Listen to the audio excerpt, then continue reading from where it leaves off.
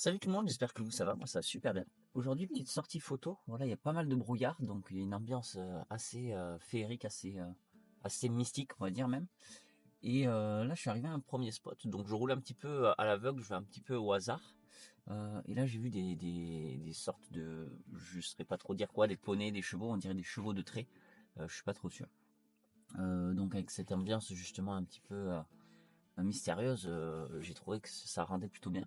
Donc on va voir ce que ça donne un petit peu, je vais descendre, et je vais faire quelques photos. Donc voilà, on va sortir, on va faire quelques petites photos, et puis on va voir ce que ça donne, et puis après on va continuer un petit peu notre chemin, on va rouler, on va voir un petit peu, j'aimerais bien trouver un petit arbre solitaire au milieu d'un champ, je pense qu'avec le brouillard ça pourrait rendre plutôt pas mal, donc c'est l'objectif de la journée, ça va être de faire une photo de ce genre là. Mais déjà là on va aller voir un petit peu ces chevaux, ce que ça donne, et puis voilà, on est parti. Donc là, je vais prendre qu'un seul appareil. Je vais mettre mon 24-70 et puis c'est tout, hein. Allez, c'est parti, on va regarder ça. On va aller pas trop loin. Oh oui, oh oui, oh oui. Regardez-moi ça, je tourne la caméra. Je sais pas si vous le voyez. Il est juste là-bas et il est tout seul en plein milieu.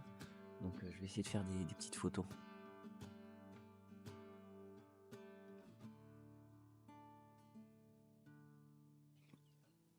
Donc je vais me mettre à ISO 100, je pense. Voire peut-être moins, hein, parce que du coup, c'est assez lumineux. Je vais mettre à F11. Ouh, c'est déjà cool. Et là, on va jouer un petit peu. On va essayer d'être lumineux, mais pas trop pour pas être trop super exposé. On va venir un peu faire les photos. Oh, il y a l'autre qui arrive aussi. Oh oui. Je viens cropper dans l'image parce qu'avec mon 70, là je suis à 70 à fond, ça suffit pas. Et donc j'ai une touche moi pour venir cropper et zoomer un peu plus dans l'image.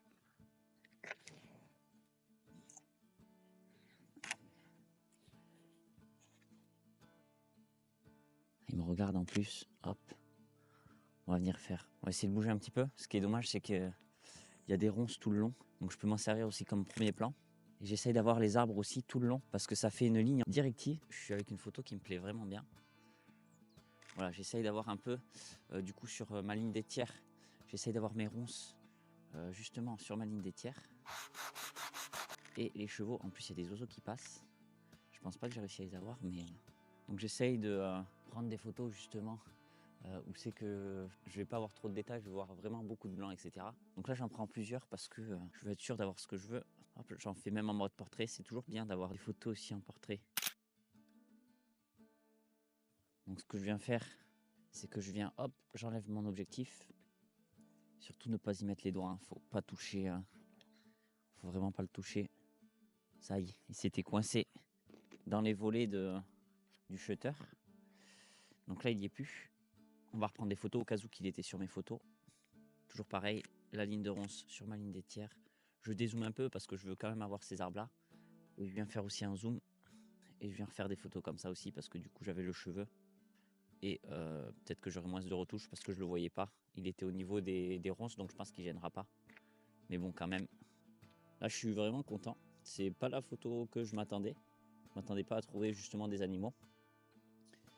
Et donc, je suis plutôt satisfait de ce que je suis en train de faire. De toute façon, donc je vais vous montrer un petit peu moi ce que j'ai à la caméra parce que là, du coup, vous voyez rien du tout. Donc là, voilà, hop, on va se décaler comme j'étais. Et en fait, on va créer une séparation au niveau des chevaux. Voilà, comme ça. Et on a la ligne. Donc bon, sur la caméra, ça fait très foncé, hein. Je pense que elle est un peu mal exposée. Mais voilà, j'avais quelque chose comme ça sur ma caméra. Et donc c'est vraiment magnifique, hein, sincèrement.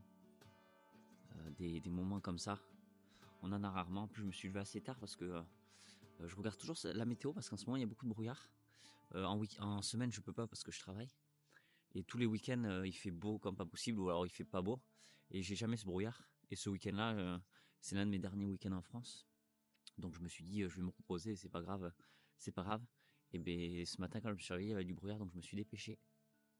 Et voilà sur quoi on peut tomber un petit peu. C'est exceptionnel. Regardez-moi ça, c'est fou. Il bouge pas. Comme s'il posait pour moi.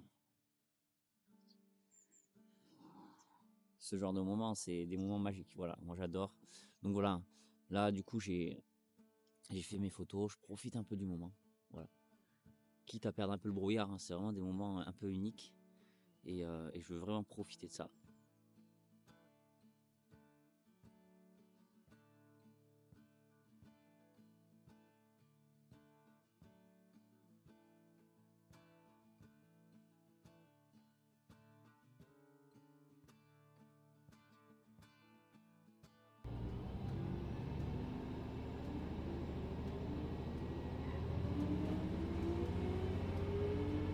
Bon, ben finalement, on se retrouve dans le bureau parce que j'ai pas eu trop de chance. Le brouillard s'est dissipé très rapidement. J'ai pas réussi à trouver d'autres endroits du coup avec cette brume. Mais c'est pas grave, on a quand même réussi à faire des chouettes photos, je pense. On va essayer de retoucher ça ensemble. Du coup, on va faire du suivi de la photo jusqu'à la fin de retouche.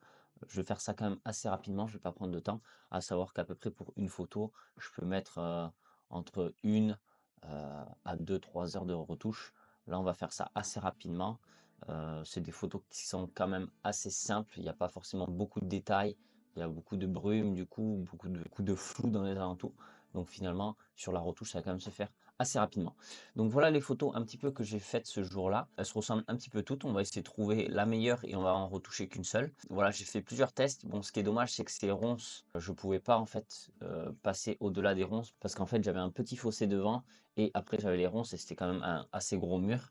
Donc de toute façon, je pouvais pas passer et puis c'était une propriété privée, donc c'était pas mon but. Au début, j'en avais une qui me plaisait bien. Ok, on commence avec celle-ci. Donc là, moi, ce que je vais faire, c'est que je vais commencer par retoucher la photo sur Lightroom. Après, on va aller sur Photoshop et possiblement que je vais passer sur Luminar aussi. Mais ça, c'est pour des petits détails, il n'y a vraiment pas besoin. C'est moi, j'ai pris l'habitude de faire comme ça. Donc là, si je regarde la photo, elle est quand même assez nette, il n'y a pas de bruit.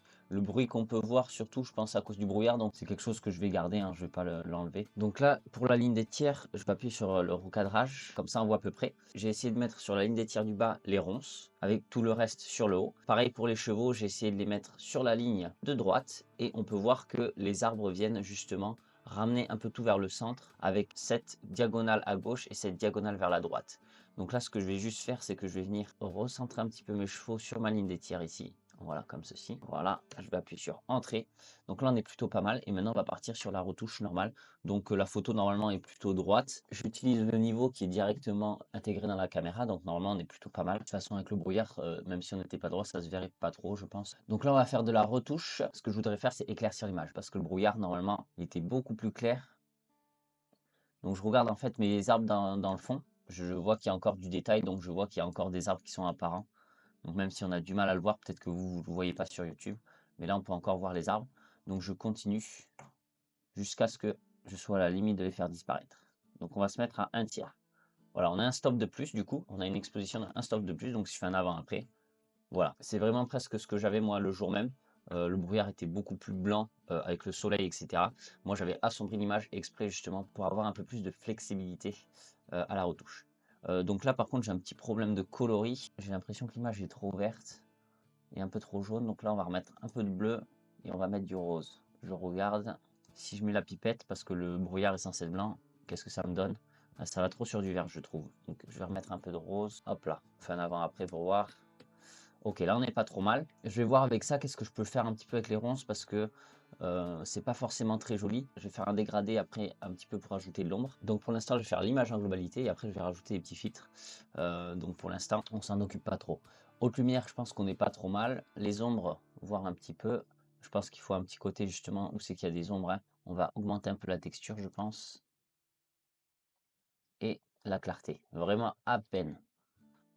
Voilà. Je vais rester en couleur et je vais voir ce que je peux faire justement dans le mélange des couleurs. À savoir que les couleurs sont plutôt vertes. Donc on va changer la teinte de verte pour voir. On va la passer un peu dans du jaune comme ça. Et surtout, je vais la désaturer. Parce que si je la sature, non, ouais. On va la désaturer. Je pense que j'ai du jaune dans mes verts. Ouais, donc vous voyez si je monte les jaunes. Donc je le désature, mais pas trop quand même. Et on va jouer un petit peu avec la luminance pour voir ce que ça change. Ok. Voilà, j'ai rajouté un petit peu de luminance, comme ça fait comme si c'était un peu de la neige, comme si ça reflétait le soleil. Donc c'est quelque chose que je préfère.